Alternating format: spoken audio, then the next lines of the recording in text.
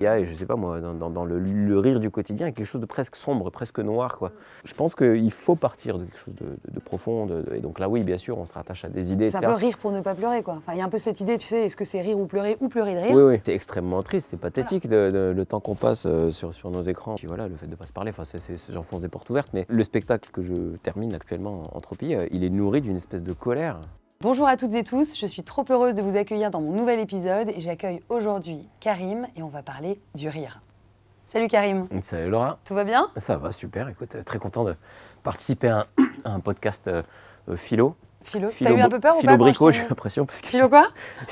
Philo-bricolage, parce que t'as... En fait, c'est vrai que ce crayon... Laura Lange, tout est classe ici, et elle a quoi? Elle a un crayon de bricolage. Ah mince, et ça me perturbe, oui, pardon. C'est vrai, mais t'as bien raison, c'est pas du tout adapté. Mais pardon, j'ai je un t'interromps. truc qui est dingue. Ah ouais, bah écoute, ça commence bien. Je casse le délire. Mais c'est la preuve, regarde, que je travaille, etc. On voit le côté laborieux. On sent le... Ouais, et en plus, il est tu es pas ancré dans le réel. C'est terrible, ça doit être à mes enfants, tu vois, dans le réel. Et il ils date d'il y a très longtemps. Ils apprennent à écrire avec ça? Il date d'il y a très longtemps, surtout. Ils le taillent comment? Avec un couteau, non? Ils ont un opinel déjà? Non, écoute, c'est génial, j'avais même pas vu, tu vois. Écoute, souvenir effectivement de philo. Alors, est-ce que quand je t'ai convié à venir parler philo, spontanément, t'as ressenti quoi? Genre, t'as eu peur ou ça t'a renvoyé des souvenirs plutôt sympas?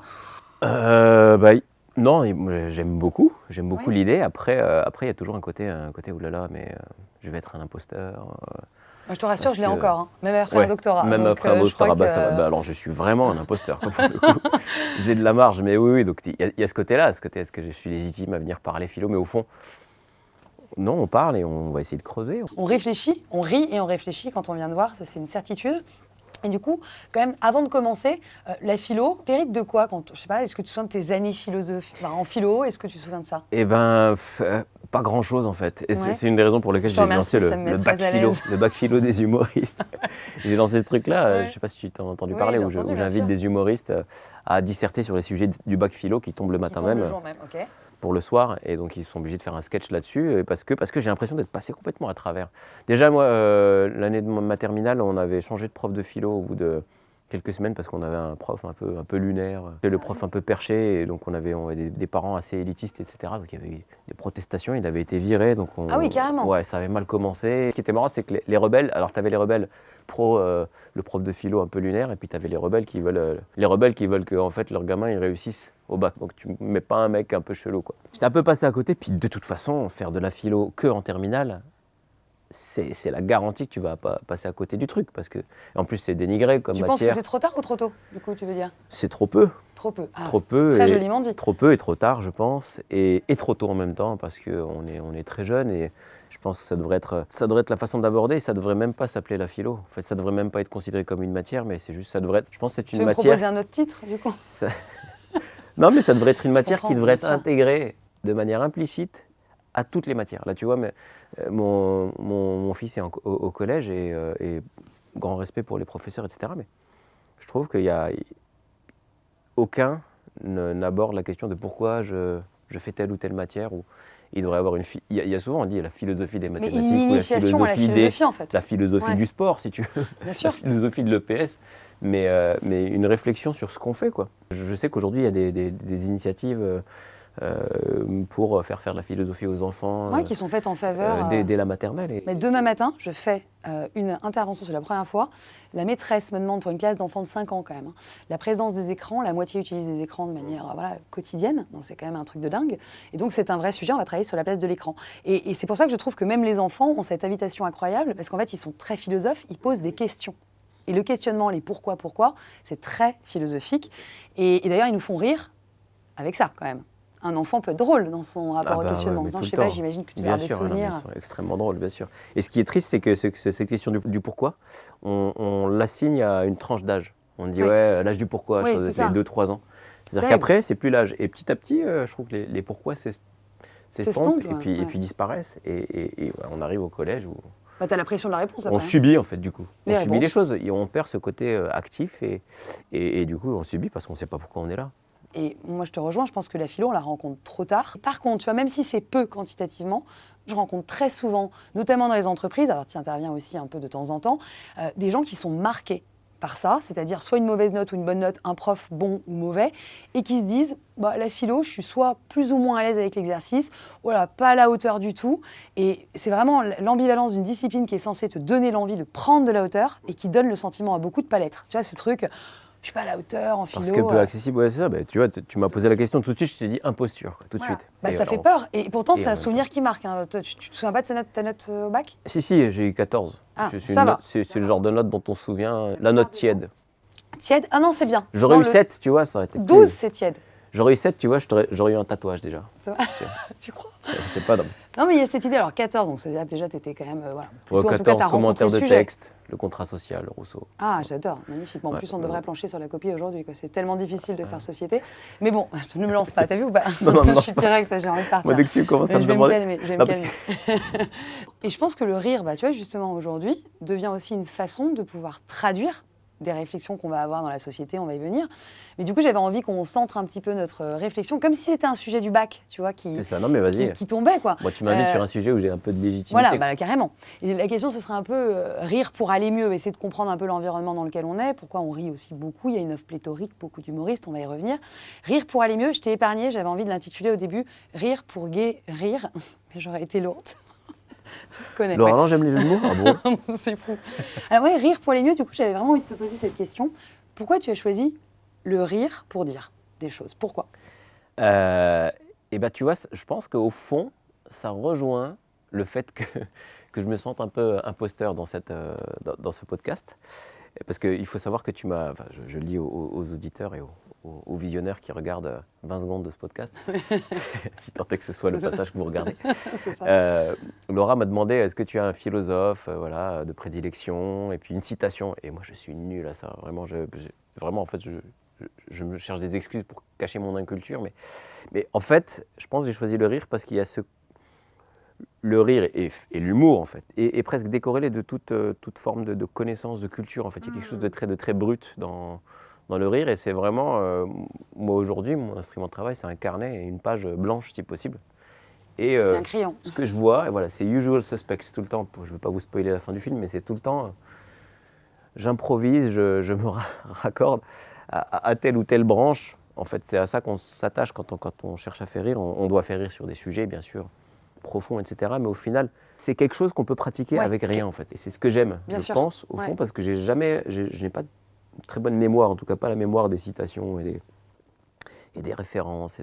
Et pourtant, ton spectacle fait quand même écrit. On sent qu'il est pensé, on sent qu'il est réfléchi. Oui, je lis énormément, j'écoute beaucoup de choses. Oui, puis tu n'arrives pas comme c'est une nouvelle forme aussi, beaucoup d'humour aujourd'hui, où les gens arrivent presque avec rien. Avec rien, non, mais j'ai une façon très écrite. Non, mais il y a du travail, Ouais. Mais ce travail, il est le fruit d'une réflexion souvent intérieure.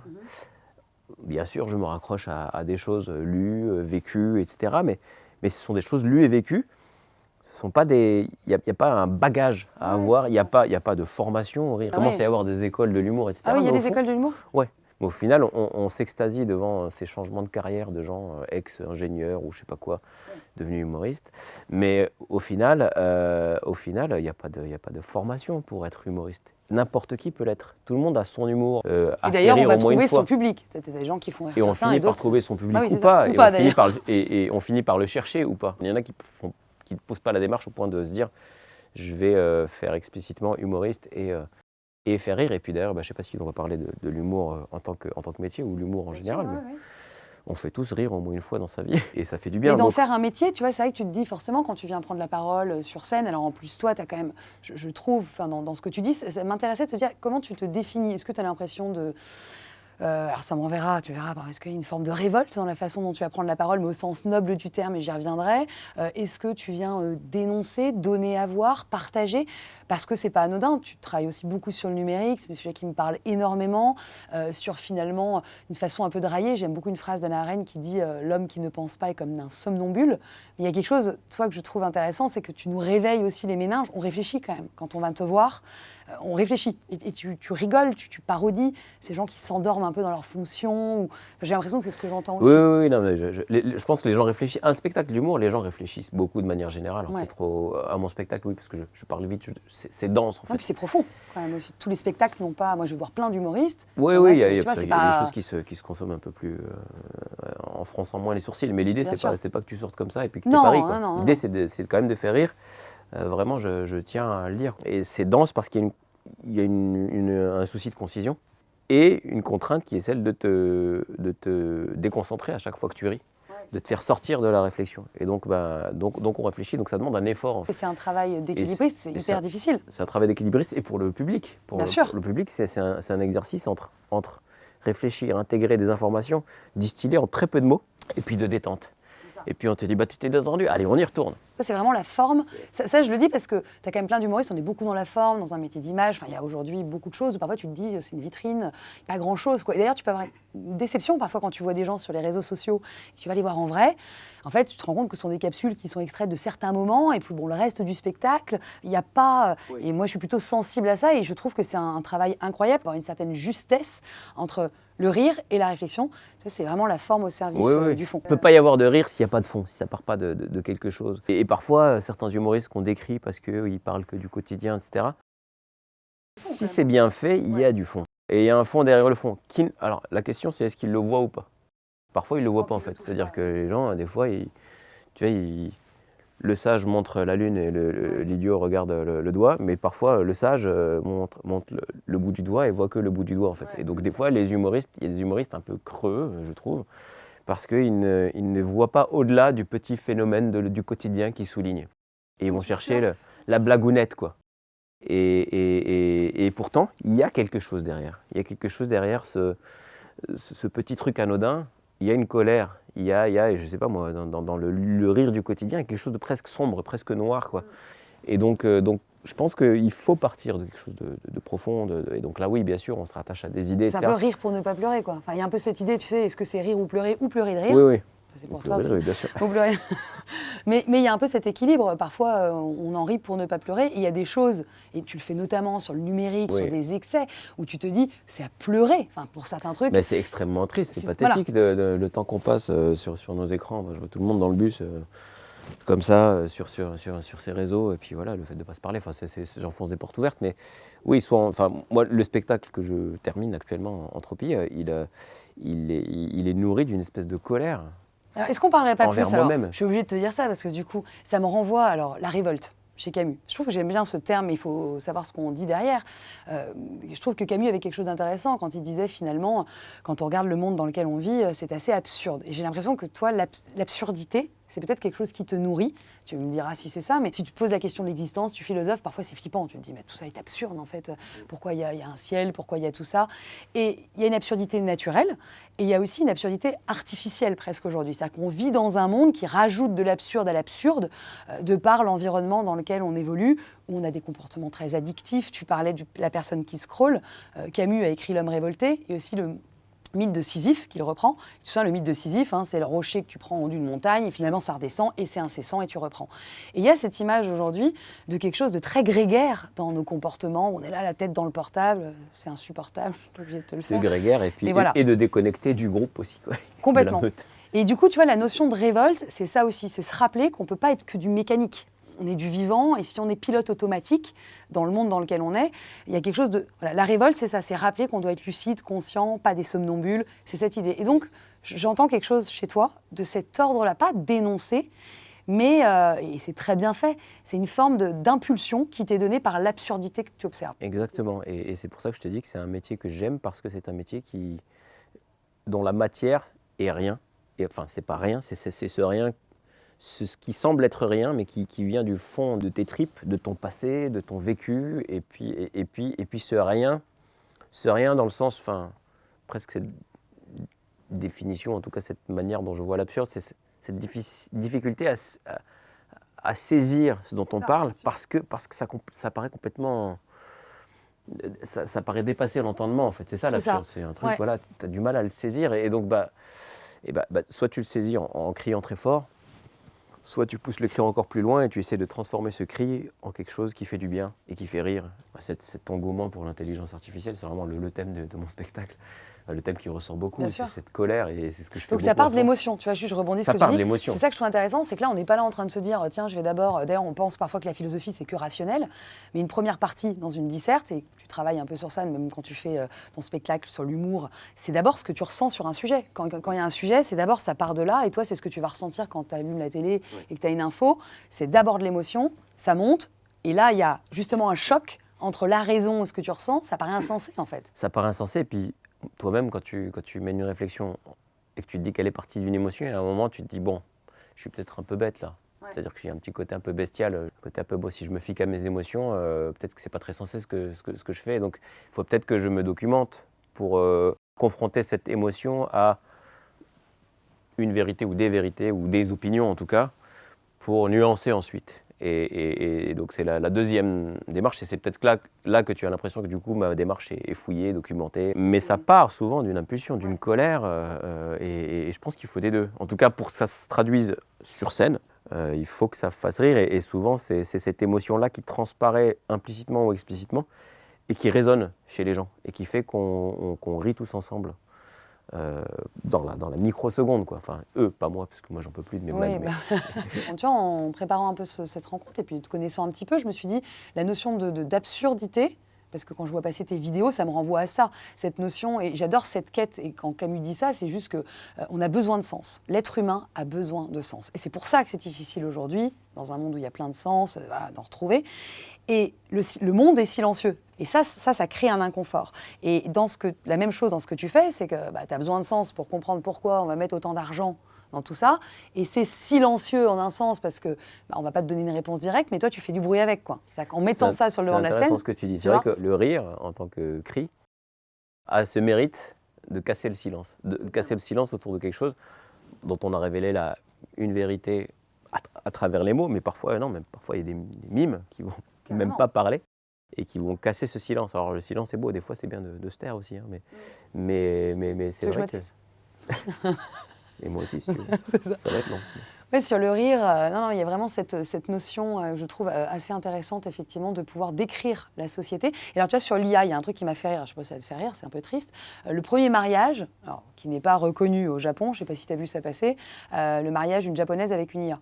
D'accord. Donc c'est la première fois qu'elle se marie avec une intelligence artificielle. On voit tellement de nouvelles comme ça qui passent. Son argument, c'est de dire qu'elle a été finalement déçue du réel, donc des hommes, elle est sur le sujet, mais voilà, et donc qu'elle décide de choisir de qui elle va tomber amoureuse. Et en même temps, elle pleure beaucoup. J'ai trouvé ça intéressant, parce que l'IA ne peut pas la toucher. Donc elle la touche sans la toucher. T'as compris, on va sur un truc de dingue, quoi. Voilà. Et donc, bon, elle s'est mariée, donc le mariage n'est pas reconnu, mais pour autant, ça a fait la une un peu partout. Et là, on va au-devant d'un truc, j'ai trouvé ça hyper intéressant, sur le virtuel et le réel, en fait. Est-ce que les gens vont pas dans le virtuel à fond parce que le réel est trop dur? Est-ce que les salles de spectacle se remplissent autant qu'avant? J'en sais rien. Dans le réel, quand aujourd'hui, à coup de clic, tu peux te nourrir dans le virtuel. Tu vois, j'essaie de comprendre aussi ce rapport un peu à... Alors, j'ai l'impression qu'il y a plus de gens dans les salles. Moi, je vois beaucoup plus d'artistes en général et d'humoristes notamment cartonner qu'avant. Aujourd'hui, tu dois avoir, je sais pas moi, aujourd'hui, il doit y avoir une cinquantaine d'artistes qui remplissent des zéniths. Avant, il n'y avait pas autant, malgré la force de la télé à l'époque. Donc, je pense que, mine de rien, les réseaux sociaux font sortir les gens. Après, oui, il y a cette idée de fuir le réel dans le virtuel. Moi, je pense que c'est surtout ce qui attire les gens, ce qui fait que le virtuel attire, c'est qu'il t'empêche et il t'évite de penser contre toi-même, puisqu'il te conforte à coup d'algorithme dans ton idéologie. Ouais. Et donc, c'est très confortable, en fait. C'est là l'endormissement. C'est là l'endormissement. Et donc, du coup, oui, donc, tu parlais de somnambule. Et c'est là que on arrête de penser. Et c'est très confortable de ne pas penser. Bien sûr. De ne pas réfléchir. C'est ce qu'on dit, le confort, c'est fort con. Messieurs, non. lourdeur. Non, et du coup, je pense que c'est surtout ça. C'est le confort qui fait qu'on va vers le virtuel. Et cette envie de fuir le réel, pas parce qu'il est hostile, mais parce qu'il nous confronte à l'inconfort et à des idées qui ne nous font pas plaisir. Et aujourd'hui, il y a une hostilité qui monte. Il y a des pôles qui se créent, et en fait les gens s'ambiancent tout seuls, c'est-à-dire que finalement, là, je suis en train d'écrire une vidéo sur la dispute, justement. En fait, les disputes n'ont pas vraiment lieu, c'est-à-dire qu'il y a des haters, etc., mais c'est souvent des haters alors qui viennent qui viennent vomir leur haine sur une vidéo ou un post du camp adverse, mais la plupart des haters vomissent leur haine sur des posts de leur propre camp. Ça fait qu'en fait, ils s'ambiancent et la dispute n'a pas vraiment lieu. On s'ambiance chacun dans son pôle, on fait monter la colère, mais la dispute n'a pas lieu. Et donc finalement, on ne pense pas contre eux-mêmes. Une dispute, c'est peut-être l'explosion, le point d'orgue d'un dialogue de sourds, d'une tentative de dialogue, mais au final, une dispute, si elle est bien menée, peut mener à une dispute. Il y a un moment où il faut qu'on s'écoute, sinon c'est pas la peine. Mais cette écoute-là n'a même pas la chance d'avoir. Il n'y a même pas le terrain pour. Il n'y a pas lieu. Il y a un dialogue de sourds, il y a des monologues de sourds, chacun fait son truc. D'ailleurs, on n'est pas vraiment dans du dialogue. Oui, parce que c'est inconfortable. C'est pas confortable d'aller chercher l'autre. D'aller chercher l'autre et de s'entendre dire d'autres vérités, pas la sienne, et se dire que peut-être on a tort. Mais c'est pour ça que ça, excuse-moi, c'est extrêmement philosophique. Puisque philosopher à la base, c'était être capable de dialoguer avec l'autre en soi. Quelqu'un qui est capable de dialoguer avec quelqu'un, c'est quelqu'un qui est capable de mettre de l'eau dans son vin. Et tu vois, moi, j'adorais Platon, Socrate, etc. Quand on regarde ça, c'est aujourd'hui, on s'en dispenserait. Si tu penses pas comme moi, allez, je ferme le truc, je change de compte. Le confort de l'inconfort, en fait, c'était aller chercher une rencontre avec un autre qui est un peu dérangeant, titillant.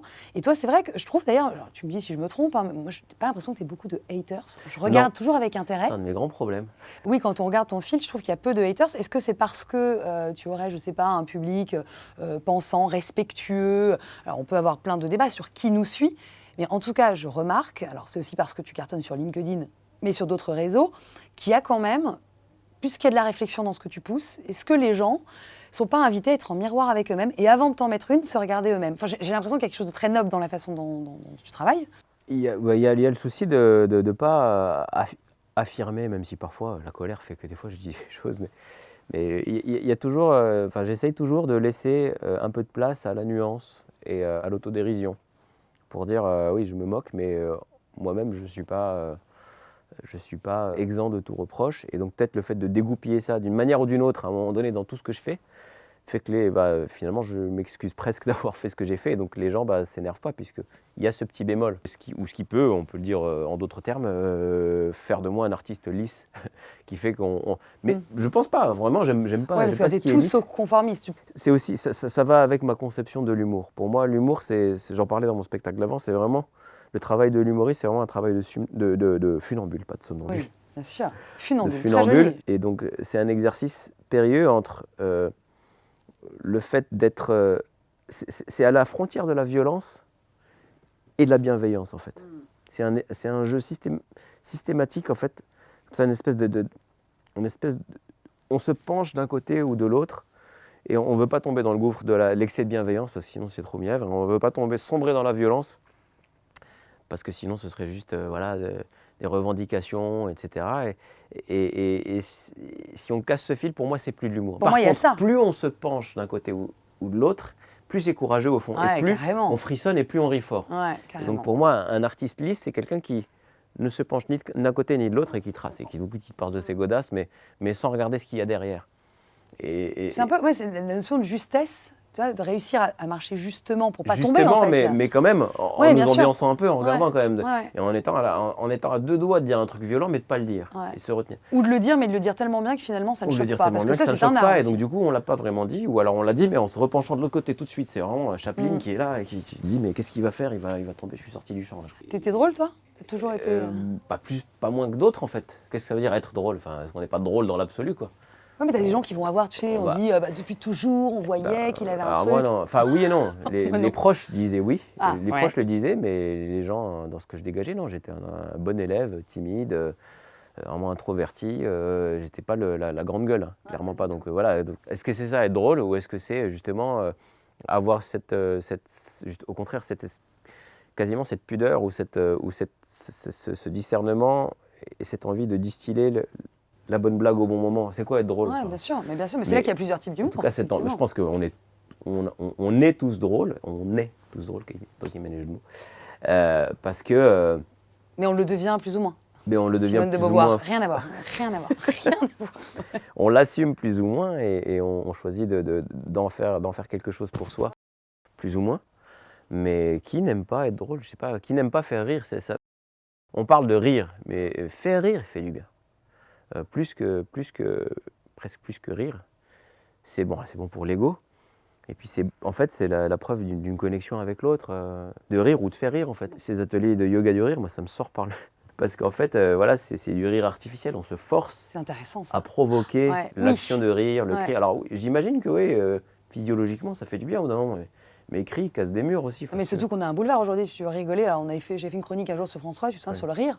Aujourd'hui, on a une chance inouïe. Ouais. C'est que si tu veux rire, tu tapes le bon truc sur la barre et Ouais, tu rigoles. Enfin, je veux oui, dire, en général, tu peux on a regarder quand même des un chats, accès ouais. hyper rapide. J'ai pas besoin d'attendre un spectacle dans 2 semaines. Oui, je peux t'as des rigoler en chats, 2 t'en as secondes. des milliers qui te font rire. Bah, il suffit que je me connecte sur une vidéo qui peut me faire rire et t'as plein de profils hyper sympas. Oui, c'est ça. Mais et oui, déjà, tu peux avoir une cause minimale pour te faire rire. Mais c'est surtout, c'est juste que...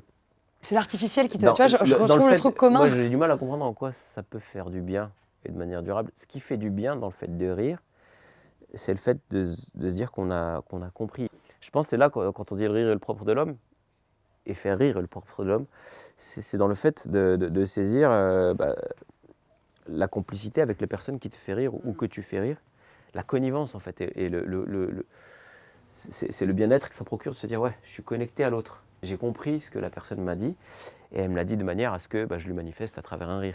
Alors en plus c'est encore plus beau quand tout le monde dans la salle le fait en même temps et c'est vraiment la preuve qu'on est vivant et qu'on est humain, quoi.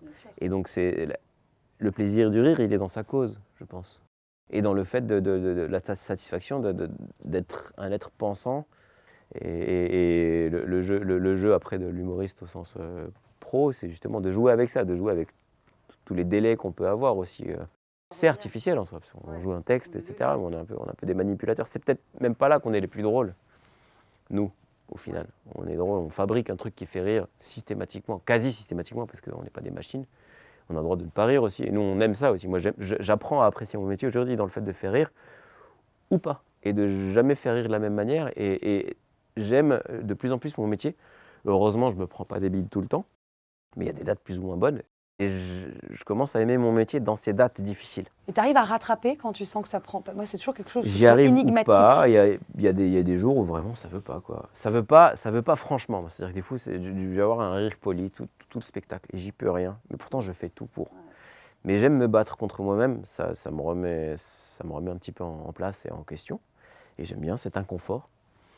Là, c'est du spectacle vivant. Et c'est du spectacle vivant. Par définition, tu n'y peux rien, les gens ont leur cause. Et pourtant, les gens ne se sont pas concertés pour dire aujourd'hui on va moins rire en tant que masse, en tant que public. Mais ça prend pas. Alors des fois, c'est une question de contagion. Et c'est fascinant. J'adore ça, et c'est super. Et parfois, c'est toi. Parfois, c'est tout le monde. Parfois, c'est la journée que les gens ont passée. Parfois, c'est la salle.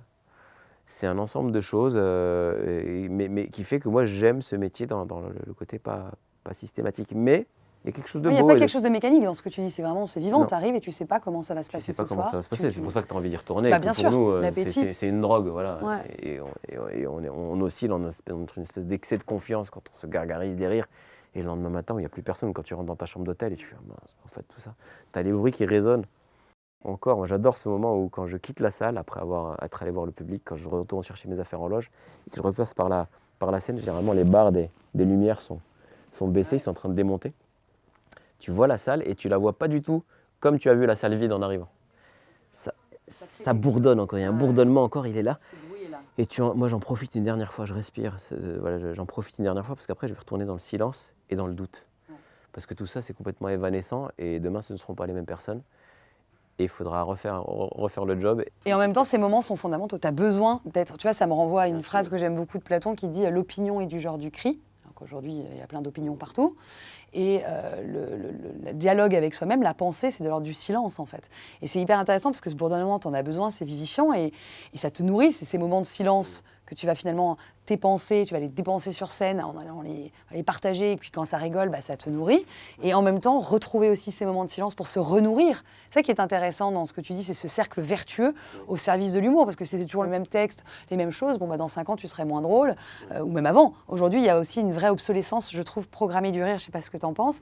Mais il y a tellement d'humoristes qu'il faut se tenir à la page, surfer sur les tendances actuelles. Ou pas. Surfer justement, surfer pour certains, en tout cas, c'est aujourd'hui une injonction presque. Tout le monde y va de sa séparation, de ses enfants. Ça crée presque des formes. C'est intéressant ce que tu dis là sur le... Qu'est-ce que tu dis sur Platon? Platon, si l'opinion est du genre du cri, Oui. La pensée, c'est un dialogue de l'âme avec elle-même, c'est du silence. Mais l'opinion du genre du cri, c'est intéressant parce que pour le coup, nous on crie. En plus, on a un micro et on parle fort. Moi, je suis de ceux qui portent parce que avant, je jouais sans micro, donc j'ai une espèce de manière très généreuse. Et j'ai bien conscience du fait que quand je dis des choses sur scène, bon, déjà, c'est de l'humour, donc on a tendance à grossir le trait. On a l'air d'affirmer, mais on affirme des choses un peu caricaturales, donc c'est une opinion. Une opinion au sens du mec qui gueule au comptoir son opinion, et qui n'est qu'une opinion, et qui est en plus une opinion dite de manière un peu presque balourde, pour grossir le trait et provoquer le rire. Mais ce qui fait que du coup, après, j'ai pas de haters, c'est que moi, je m'en veux presque d'avoir parlé trop fort. Et donc, dans l'écriture même, ou dans ma manière d'être après, je m'excuse presque. Et donc, il y a toujours une espèce de retour à la nuance et au droit de ne pas penser comme ce que je viens de dire. C'est pour ça qu'effectivement, tu ne suscites pas, c'est pas tranchant, quoi. Ouais, peut-être pas. On n'est pas dans cette idée. Oui, parce que tu n'es pas technophobe, on est bien d'accord. Bah non, puisque je m'en sers. Ouais. Je m'en sers. Moi, je t'ai vu arriver, tu étais portable, Mac, voilà, c'était dramatique. Technophobe. C'est pas vrai. Yaophobe, franchement, si, quand même. Ouais, non, mais en tout cas, tu vois, ça pose une question, parce qu'on peut te mettre très vite dans une case. Alors, tac, lui, il est ci, elle est ça. Oui. Alors qu'effectivement, c'est pas du prêt à penser, c'est pour qu'on puisse réfléchir à cette situation. Moi, je trouve que tu tends le miroir. Voilà. Et en ça, c'est assez philosophique. On lance un pavé dans la mare et après, on voit. Moi, et après, on regarde. Je sais pas si j'allais dire, c'est moins joliment dit, mais je peux pas te dire ça. Tu tends le miroir, mais si, c'est ça, tu jettes le pavé dans la mare. Absolument. Pour réfléchir. Ou dans le miroir. Après, voilà, il y a un côté irréversible de jeter le pavé dans le miroir. Oui, là, c'est un petit peu tranchant, quoi, mais il y a cette idée. Mais en tout cas, de désarmer, voilà, j'aime beaucoup cette idée de te connaissant, de silence, de réflexion, de bruit, de pouvoir aussi faire corps, parce que c'était quand même un peu l'idée, quand tu parlais de contrat social au début, aujourd'hui c'est difficile, on voit beaucoup de communautés, c'est des gens qui vivent ensemble, où le dialogue est plutôt été ôté, c'est-à-dire qu'il y a, certes, on a l'impression de faire corps parce qu'on vit avec des gens qui pensent à peu près comme nous. Bah aujourd'hui, je trouve que le rire, au contraire, conforte les gens dans leur bulle, plus qu'il ne fédère. Même les artistes grand public sont juste sur de grandes niches, je trouve. C'est une des choses qu'on peut regretter de la perte de pouvoir de la télé. Il n'y a plus de commun, en fait. Le métier d'imitateur, par exemple, je trouve, est en déperdition aujourd'hui. Avant, quelqu'un imitait, je sais pas moi, Sarko, Bruel, machin. On savait. Ouais, tout de suite. Et là, aujourd'hui, il n'y a plus ce commun, parce que les gens ont leur rêve. Moi, un mec qui imite un rappeur qui a 4 millions de followers, je ne le connais pas. Donc l'offre est pléthorique. Tu vois, on revient vraiment sur ça. C'est-à-dire qu'aujourd'hui, il y a tellement en fait, ce qui est rendu visible en plus, il y a tellement d'offres que ça crée des communautés. Donc d'ailleurs, on parle de communauté sur Instagram ou autre. Et tu vois, alors bon, j'aime les mots, tu sais, mais quel est le risque de toute communauté? C'est que le commun en soit ôté. Oui. En fait, tu fonctionnes avec des gens qui pensent à peu près comme toi. Il y a vraiment cette notion de j'ôte les choses. Et tu vois, on parle de suivre sur Instagram, de suivre une mouvance avec, alors je sais pas, tu m'arrêtes si je me trompe, mais j'ai l'impression qu'on reste moins longtemps fidèle à quelqu'un. Alors ton public, c'est sûrement pas le cas, je pense que tu vois des gens, mais comme j'ai les mots aussi, un fan, est-ce qu'il fan plus aujourd'hui? Peut-être. Mais vu qu'il y a beaucoup de personnes, est-ce qu'on reste? Est-ce que les gens que tu as aujourd'hui seront là dans 15 ans? Justement, et je pense que quel que soit le public, y compris le mien, il suit beaucoup, et moi aussi, je suis un suiveur d'autres gens, je suis un suiveur de toi, je suis un suiveur de plein de gens que j'aime, mais parfois, je les perds parce que l'algorithme ne me les propose plus. Et devant cette vie morcelée, cet excès d'informations, on n'a même plus l'espace pour se dire « Tiens, je vais aller regarder moi-même ces personnes que j'ai suivies. » Et donc moi-même, aller voir la personne, pas la suivre, mais vraiment aller voir ce qu'elle a. Et donc des fois, il y a des gens qui me disent « Mais on ne te voit plus, ou t'as arrêté. » C'est hyper intéressant ça. Tu joues plus. Bah, hyper si, intéressant. Mec, je joue 3 fois plus qu'avant. C'est juste que l'algorithme aujourd'hui, je pense qu'aujourd'hui, l'algorithme est beaucoup moins en ma faveur. Tu l'as ressenti sur LinkedIn ou pas? Je pense que tout le monde l'a ressenti. Oui, je ressens. J'ai l'impression que c'est dingue. Parce qu'il y a beaucoup de contenu qui est généré par hier. Oui, puis il faut payer aussi beaucoup de choses. Il y a des vidéos aujourd'hui que je trouve meilleures, dont je suis plus satisfait parce qu'elles me ressemblent de plus en plus, mais qui marchent moins que des trucs que je trouvais beaucoup moins bons avant. Mais parce qu'elles n'arrivent pas aux yeux des followers. Alors peut-être qu'il y en a qui ont quitté le navire et grand bien leur face. Mais parfois, ça, c'est hyper intéressant parce que tu es maintenu dans un comportement, c'est-à-dire qu'effectivement confortable. On est suiveurs et depuis, ils ont découvert plein d'autres choses aussi, qui fait qu'ils aiment beaucoup plus d'autres trucs. Ils sont dans d'autres réflexions aussi. Et donc, Et est-ce que tu dirais que tu vas un peu à contre-courant? C'est-à-dire que tu t'alimentes aussi de ça, c'est-à-dire que ce qui est drôle aussi, c'est le fait de rompre une mécanique. Et tu vois, ça me renvoie Bergson dans Le Rire, c'est un ouvrage en philosophie où il dit le rire permet de désarmer des choses. Et notamment, tu as fait mention de Charlot. tout à l'heure, tu sais. Charlot, ce qui nous fait rire, c'est qu'il y avait quelque chose de très mécanique. Et toi, dans tes vidéos, ce que je vois un peu ça, c'est ce côté robotique. En fait, on rit de la mécanique, tu vois, la phrase de Bergson, c'est de dire que le rire, c'est du mécanique plaqué sur le vivant. Quelqu'un tombe, ça nous fait rire, parce qu'il y a quelque chose comme ça. Donc déjà, toi, je trouve qu'il y a quelque chose de cet ordre-là. Et la mécanique, ensuite, va subir une forme de pression sociale, c'est-à-dire qu'on voit bien que socialement, tu sors du lot parce que tu as ce comportement grégaire, et donc c'est drôle. Et il va y avoir une correction sociale. Et le rire est un correctif pour Bergson, puisque socialement, il peut nous permettre de nous corriger et de redevenir justement peut-être un humain. Et tu vois, quand je regarde tes vidéos, c'est là que je vois vraiment l'appel. Tu parles beaucoup d'artifice. Quand tu as parlé de rire artificiel aussi avec le yoga, tout se rejoint. C'est-à-dire d'en revenir à quelque chose d'assez naturel et de rompre nos comportements mécaniques. Et on est dans un monde où on devient un peu des pantins, où tout est très automatisé à coup d'algorithmes. Et c'est là que je trouve que c'est encore plus vrai de dire que Bergson aujourd'hui, ou le rire, devient un correcteur social. C'est très juste ce que tu dis, c'est très joli, et je ne peux qu'adhérer à cette approche mécanique de prime abord chez Charlot. Charlie Chaplin, moi, c'est vraiment le maître absolu. C'est vrai? Ouais, moi, faire rire les enfants, pour moi, c'est fou. C'est le maximum. Ouais. Voilà. Moi, les enfants qui se bidonnent sur Charlie Chaplin, j'aime beaucoup déjà parce qu'il y a un côté minimaliste. Puis le rire de l'enfant. Noir et blanc en plus, qui est boosté aujourd'hui par le fait que les images étaient rapides à l'époque. Donc ça rajoute quelque chose de... Ça rajoute au comique, c'est Astier qui dit ça, qui dit qu'il faut toujours aller un peu plus vite que la réalité dans le rire. Mais il y a ce côté mécanique, voilà, moi qui suis ingénieur de formation, mais pas vraiment ingénieur, il y a ce côté très, très, très travaillé chez Charlie Chaplin. C'est impressionnant. Quand je suis allé voir le Kid avec la musique du film jouée en live par une pianiste. Donc ça te fait prendre conscience de la synchronisation entre les gestes et la musique chez Charlie Chaplin. C'est au geste près. C'est mécanique. Mais en même temps, la musique sublime tout. Et donc ça fait que tu te reconnectes à la vie, à des choses beaucoup plus belles qu'une mécanique bête et méchante, sachant que les sujets de fond étaient extrêmement touchants chez Charlie Chaplin. Mais en tout cas, oui, j'ai même abordé, j'ai très vite compris que c'était un métier dès lors que je me suis mis à faire de l'humour en amateur, parce que j'ai fait ça avec une compagnie donc dirigée par Corinne Casabo, qui est une clown qui fait des tournées de clown au sens circassien du terme. Et j'étais mis en scène par Claude Crespin, qui pareil était beaucoup dans le clown et a même créé une école de clown, mais qui te fait prendre conscience du côté très mécanique de la chose, avant même d'y coller du texte, du sens, etc. Donc oui, ça me parle. Et ce qui est drôle, c'est utiliser cette mécanique, mais avoir conscience de la méconnaissance qu'on peut avoir de cet objet qui est extérieur à nous, qui est la machine. Et donc cette immaîtrise. Et donc dans la mécanique de Charlot, il y a quelque chose de très fragile, et quelque chose d'immaîtrisé, et qui fait que la machine, la mécanique peut s'enrayer. Et quand la machine s'enraye, on revient à la vie. Ouais, voilà, c'est dans cette libération c'est là qu'il y a un truc qu'a lieu le rire. Et tu te souviens, dans les temps modernes, justement, à la fin, ça m'a toujours marqué, à la fin, il tombe amoureux. J'ai fait un podcast sur l'amour. Il tombe amoureux, et il tombe amoureux de quelqu'un qui, justement, est très fantaisiste, fantasme. Et c'est quelqu'un qui le sort de cette routine. Et il va se produire dans un cabaret, je crois, un théâtre. Oui. Et il a peur, tu sais, d'oublier, parce que vu qu'il a appris, il écrit les paroles sur les manchettes. Et en fait, ça part. Ouais. Et il n'a pas d'autre choix que d'improviser.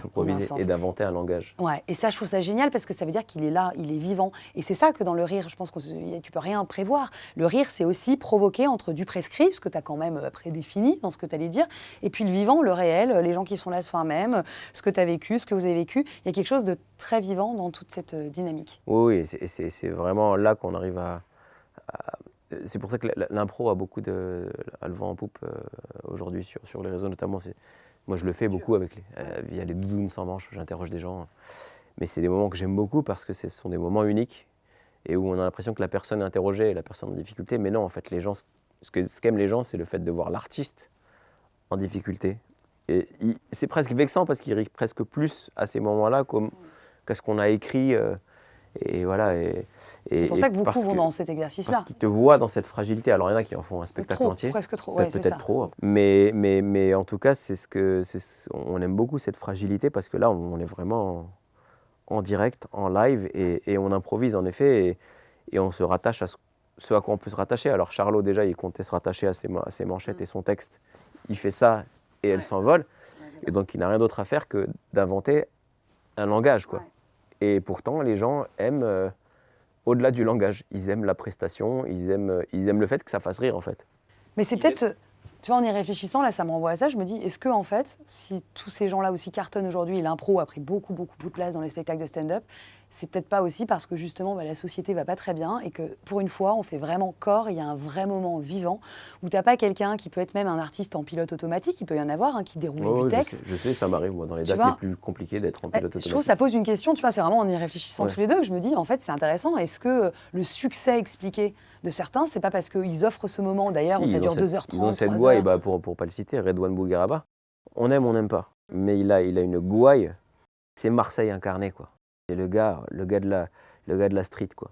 Le gars, c'est vraiment le marchand de légumes qui est là et qui crie et qui a une aisance que j'envie, moi, quand je vais au marché, que le mec il parle et te sort des vannes comme ça, un peu ficelle. Des fois, tu sens que si tu repasses 2 heures après, il refait la même, sur les oranges. Mais, et puis surtout une facilité, une aisance, mais qui fait du bien. Moi, il me fait beaucoup de bien, Redouane, parce que voilà, déjà, il a une sacrée histoire qu'il ne raconte pas assez, je trouve, dans ses spectacles. Il improvise presque trop, on a presque envie de le voir raconter plus son vécu, qui est dingue. Notamment le fait d'avoir fait de la prison ou d'avoir été malmené par les conseillers en orientation. Mais ça, il le raconte après Ah, dans des interviews. Mais non, mais il improvise beaucoup. Ah, mais certainement, bien sûr. Ça parle à tout le monde. Évidemment. Mais il a quelque chose de très libérateur dans le fait d'y aller en freestyle, quoi. Et on aime voir. En tout cas, il se passe quelque chose, tu as raison, sur ce genre Il se passe de quelque spectacle, chose il se et passe tu quelque dis, chose. il va tomber. Il se penche d'un côté comme de l'autre et s'il se ramasse, c'est long, hein. Prendre en otage une salle, moi j'ai déjà ramé sur une impro au Radiant, 1000 personnes. Là, la dernière fois, j'ai rejoué, là, je me suis pas fait avoir. J'interroge les gens, qui c'est qui lève la main ou qui me dit oui, fort, un mec au 20e rang. Tu peux pas ne pas y aller. Tu as choisi d'y aller. Donc il se dit, moi, tu y vas.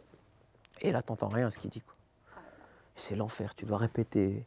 Et c'est très long de prendre en otage une salle. Oui, une salle, là, tu dis, vas-y, il faut y aller, là, envoie. C'est très long, quoi. Bah là, c'est là le silence, il faut le gérer, quoi. Faut le gérer, donc là, tu te rattaches à ce que tu as et très vite, tu te retrouves à faire comme Charlotte. Et à faire des petits trucs dont finalement, tu te rattaches au métier. Et ça passe, en fait. Ça passe, oui. Mais c'est Ouais. quand même mieux quand là, je me suis pas fait avoir. Ouais, tu sais, il y il a faut 2 les semaines prendre. au Mais après, Radiant, c'est ça, j'ai t'apprends. pris le premier rang. C'est ça qui est génial. C'était un vrai c'est ça, dialogue t'apprends. et je m'en suis beaucoup mieux sorti. Et t'apprends, mais bon, t'apprends. Les gens, ils ont payé pour que t'apprennes, quoi. Donc, Bah, oui, il faut. pas envie que t'apprennes, ouais, t'es pas en formation, quoi. C'est sûr. Tu dis, tu fais le Radiant, mec. Alors j'avais envie de terminer peut-être par une question, de conclure, d'ouvrir, hein, mais en se disant rire pour aller mieux. Rire pour aller peut-être vers le mieux dans ce que tu fais. Il y a aussi cette idée de se dire, bon, j'appuie là, hein, les gars, je montre le truc où je trouve que là, on déconne, quoi, en fait. Donc, je nous remobilise aussi derrière l'humour. Rappelons-nous qu'on n'est pas des somnambules et qu'on est un peu vivant. Et en ça, je trouve que tu as un humour très vivant et vivifiant. Je ne sais pas si tu te retrouves dans cette idée de rire pour aller vers un mieux. Pour aller vers un mieux, je vais peut-être paraître manqué d'ambition, mais non, enfin, je pense Je te pas. remercie, Karim. C'est-à-dire que tu vois des humoristes beaucoup plus en vue et beaucoup plus, entre guillemets, engagés d'apparence que moi. Ils n'ont rien changé à la face du monde. Oui, non, bien sûr. Face à des gens complètement malades. Ah non, mais ça c'est sûr, oui. Donc, l'impact. oui, après on crée du collectif, on fait contrepoids, bien sûr, on incarne la liberté d'expression, tout ce que tu veux. Donc bien sûr, en ce sens, on essaie de pousser pour aller vers mieux. Voilà, quand même. Évidemment. Mais tu vois, c'est ce que je disais, du coup. Et en même temps, le penser, c'est presque ce qui fait le mal de ce monde. C'est-à-dire penser que nous, petits individus, on va changer les choses, il y a presque un délit Tu le vois pas comme le colibri, tu vois, de Rabi, cette idée de se dire, je vais faire ma part à mon échelle. Non. Moi, je suis très content déjà que les gens, ce qui fait que je contribue, c'est déjà le fait de provoquer une sortie. C'est que les gens, tu as des gens, moi déjà des couples qui viennent me voir, qui me disent, vous êtes ma première sortie depuis 3 ans. Ouais. Ça fait 3 ans qu'on sort pas, on a un enfant. Comment rester amoureux, c'est un autre podcast. Voilà. Et déjà, juste ça, moi déjà, c'est une victoire. Après que les gens se retrouvent au bar, boivent un coup, il y a plein de gens qui disent, bah, ça fait longtemps, on est des amis, on s'est pas vus, et là on se retrouve. C'est super déjà. C'est déjà un bon début. Après que le fait d'avoir soulevé un sujet crée un débat, tant mieux. On l'emporte. Après, qu'est-ce qui deviendra, je sais pas, mais on est dans un tout, quoi. Pas croire qu'on va révolutionner avec des blagues. Non, enfin, moi, j'ai pas cette prétention, et je trouve qu'avoir cette prétention, c'est presque une erreur qui serait contre-productive, qui viendrait contredire cette envie de changer les choses, quoi. On fait les choses. Je fais les choses à ma manière, comme tu peux avoir d'autres gens qui vont le faire à travers le théâtre, la musique, les conférences, les livres. Mais j'entends quand même une belle cohérence, je trouve vraiment, tu vois, entre les faire sortir. Encore une fois, c'est peut-être de l'artifice de quelque chose pour aller vers des moments plus naturels, on va vivre des choses. Quand tu parles de numérique, je me dis souvent, en fait, si les gens surinvestissent le virtuel, c'est peut-être que le réel est devenu trop dur, en fait, parfois. Oui. Et pourtant, ça leur fait du bien. Et pourtant, ça leur fait du bien. Mais tu vois, là, il y a encore, je trouve, derrière, cette idée d'aller dans la réalité, quoi. Venez, on est vivant, on va dans le réel. Sors du virtuel, tu peux regarder 10 000 vidéos, viens me voir en vrai et provoquer ces moments. Plein de barrières comme ça. Voilà, tu vas provoquer ces moments. Voilà, je trouve que tu es, en tout cas, en ce sens, et je maintiens ce que je dis après cet échange, très philosophe dans la façon d'aborder la vie. En tout cas, moi, je le vois comme ça, c'est la prise de hauteur. Après, pour le coup, je suis à égalité avec tous mes confrères et consoeurs. Oui. On fait sortir les gens, quoi. C'est vrai. Oui, mais toi, tu les fais aussi penser. Ça, je le dis parce que c'est pas toujours le cas. Tu les fais penser quand même. Dépenser et penser. Je sais pas, après, on prolonge le débat parfois ou la discussion après le spectacle. C'est un moment que j'adore, ça, vraiment, quand les gens ont la gentillesse de rester. Après, j'aime bien rééquilibrer le dialogue, comme je dis, parce que sinon, ça relève de l'opinion, qu'on crie. Et là, au contraire, on n'est pas dans le silence, mais on est dans le parler, le vrai. Après, s'ils prolongent la discussion et puis que, voilà, parfois, ils viennent avec leurs enfants, avec leurs parents, et que ça provoque des échanges, des disputes peut-être. Tant mieux. Bien sûr, toutes les générations qui... Tant mieux, au moins, il y a quelque chose. Il se passe quelque chose. Bon, écoute, c'était un plaisir de t'avoir reçu aujourd'hui. On a réfléchi à un thème, un grand thème, j'espère dans tous les sens du terme, que ça vous aura donné des billes, des cartes. Quand on fait de la philo, c'est quand même pas mal. Joli. Bref, joli. Ça, c'est les ficelles aussi, hein. J'en ai. Ouais. Mais alors, j'avais juste envie de... J'ai l'impression que tu les trouves tout le temps, les ficelles. C'est vrai, j'aime bien les mots. C'est pas toujours des ficelles. Mais juste, j'avais envie peut-être de terminer... alors, c'est vrai que la philosophie, c'est plus peut-être la passion de la question plutôt que la pression de la réponse. Et du coup, est-ce qu'il y a une question aujourd'hui, je sais pas, philosophique, et juste peut-être terminer un peu avec ça, quelque chose qui t'inspire ou qui te... C'est dur, elle est terrible, il a 4 heures, bam. Non, mais est-ce que... j'ai pas envie forcément d'arrêter sur une réponse, que ce serait aller mieux... Est-ce qu'il y a une question qui se pose, s'imposer à toi, à nous, quelque chose qui te nourrit et qui sera peut-être l'objet de futures réflexions, mais voilà, est-ce qu'il y a des choses qui te parlent particulièrement aujourd'hui ?